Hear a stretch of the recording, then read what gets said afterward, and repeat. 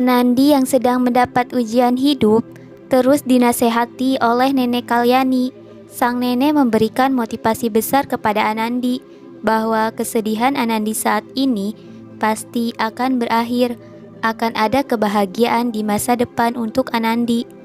Kini Anandi hanya bisa bersabar menghadapi ujian ini. Kalyani terus menyemangati Anandi bahwa dia dan semua orang sayang kepadanya.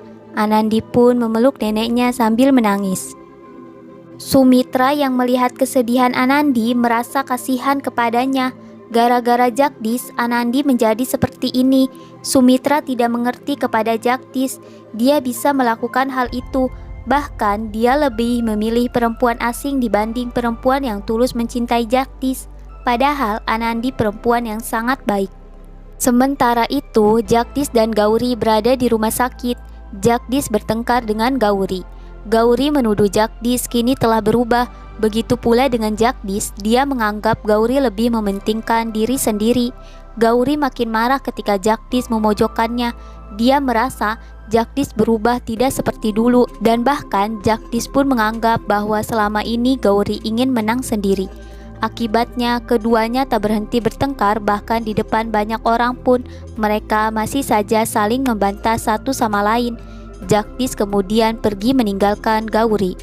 Gauri mengemudikan mobilnya dengan kecepatan tinggi. Ia teringat dengan Anandi dan Jagdish. Pasalnya dirinya tak terima dengan hubungan Jagdish dan Anandi di masa lalu. Gauri merasa Anandi memberikan pengaruh besar kepada Jagdish. Gauri kemudian menelepon Anandi dan memarahi Anandi. Gauri menuduh Anandi telah melakukan kesalahan besar. Anandi yang dituduh itu mencoba membela diri.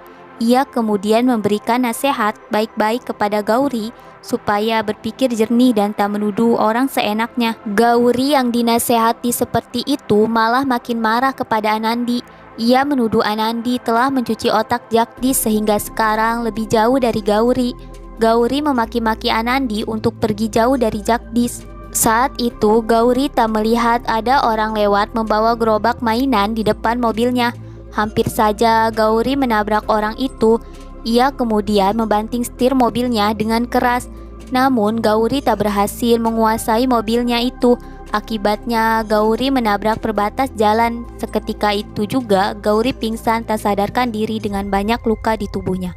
Anandi kemudian memanggil nama Gauri di telepon itu. Anandi berharap Gauri baik-baik saja dan tak terjadi hal yang buruk kepadanya.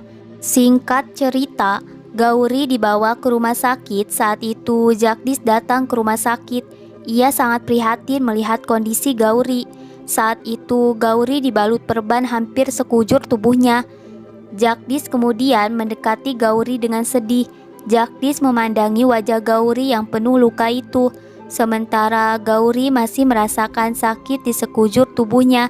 Ia meneteskan air mata melihat kedatangan Jagdish. Gauri tak menyangka dirinya akan mendapatkan hukuman berat seperti ini. Jagdish duduk di samping Gauri dengan berurai air mata. Kesedihan Jagdish dan Gauri semakin menjadi-jadi saat keduanya tahu bayi yang dikandung Gauri keguguran akibat kecelakaan itu.